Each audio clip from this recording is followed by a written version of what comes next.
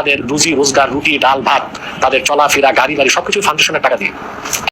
আমাকে অনেক সময় অনেকে অনেক বাজে কথা বলেন, কটু কথা বলেন, হজম করে চলে যায় যে আমার ভাই হয়তো ভুল করেছেন।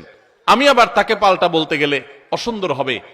একটা মানুষ কতটা ভালো হলে তার নামে সমালোচনাকারীদেরকে এমন ভাবে জবাব দেয়। শায়েখ আহমদুল্লাহকে না দেখলে বুঝতেই পারতাম না। অর্থাৎ বর্তমান সোশ্যাল মিডিয়ায় কিন্তু আব্বাসী হুজুর শায়েখ আহমদুল্লাহকে নিয়ে তার ফাউন্ডেশন নিয়ে অনেক বাজে মন্তব্য করছে, তার নামে অনেক মিথ্যাচার ছড়াচ্ছে। শায়েখ আহমদুল্লাহ সাহেব এবার মুখ খুললেন, আব্বাসী হুজুরের সমালোচনার জবাব দিলেন এমন ভাবে যেটা শুনলে আপনি চমকে যাবেন।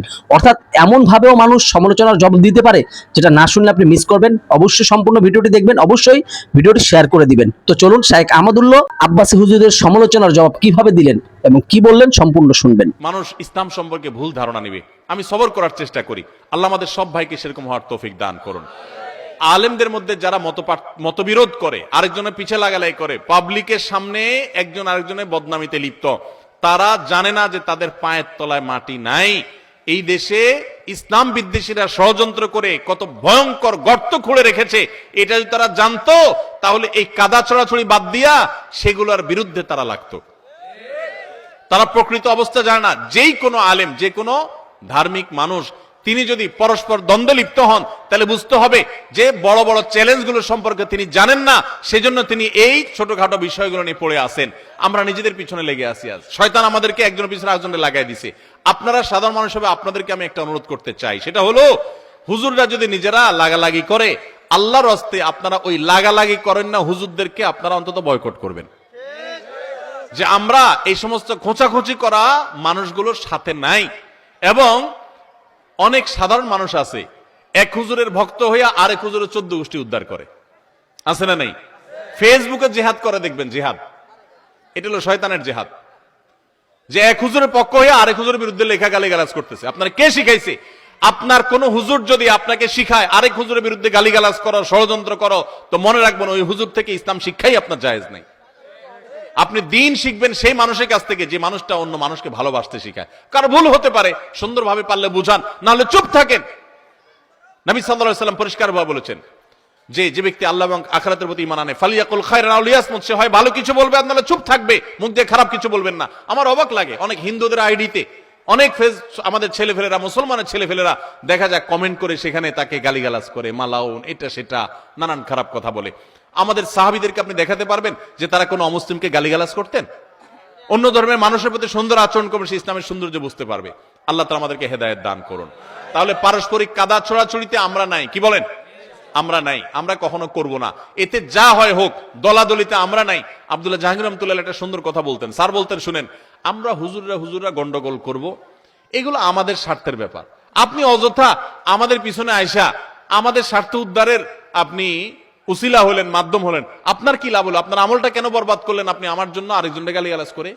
এই জন্য কোন হুজুরের ভক্তি করতে গিয়া আরেক হুজুরের শত্রু হতে যাবেন, আরেক হুজুরের গালিগালাজ করতে যাবেন। এবং মুসলমানদের পরস্পর এক দল আরেক দলের গোষ্ঠী উদ্ধার করলেন, উনি একপন্থী উনি আরেকপন্থী, ভাই আপনারটা আপনি প্রচার করেন, আরেকজনকে গালিগালাজ করবেন না। মনে রাখবেন তো ইনশাআল্লাহ। তাহলে ওলামাদের ঐক্য যাতে নষ্ট না হয় সেই জন্য আমরাও শান্তিপূর্ণ ভাবে থাকার চেষ্টা করব এবং এই জাতীয় কাজ পরিহার করব। আল্লাহ আমাদের তৌফিক দান করুন। যুবকরা যদি সুন্দর হয়ে যায় গোটা দেশ সুন্দর হয়ে যাবে। যুবকরা যদি সচেতন হয়ে যায়, চৌকান্না হয়ে যায়, গোটা দেশ, গোটা সমাজ, গোটা পরিবার সুন্দর হয়ে যাবে। এই জন্য আপনাদের এই যে চেষ্টাটা, এই যে প্রচেষ্টা যে আপনারা ইবাদত বন্দেগী করতে চান, ভালো কিছু করতে চান, সেবামূলক কিছু করতে চান, সেটা অবশ্যই প্রশংসনীয় কাজ।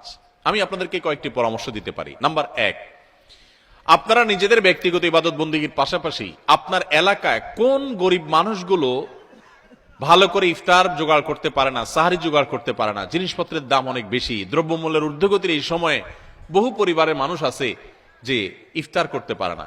ইফতারের ব্যবস্থা তো অনেকে করে, অনেক পরিবার আছে সাহারির ব্যবস্থা করতে পারে না, যে তাদের সাহারির ব্যবস্থা নাই, একটু মাছ দিয়ে 2টা ভাত খাওয়ার মতো টাকা জোগাড় করতে পারে না। তাদেরকে খুঁজে বের করেন, বের করে এরকম মানুষগুলোকে তাদের পিছনে, তাদের পাশে দাঁড়ানোর জন্য সামাজিকভাবে উদ্যোগ নেন। ধনীদের কাছে যান যে আপনারা একটু সাহায্য করেন, তাদেরকে উদ্যোগ নেন। নিজেরা যা পারেন দেন, মানুষের কাছ থেকে নেন।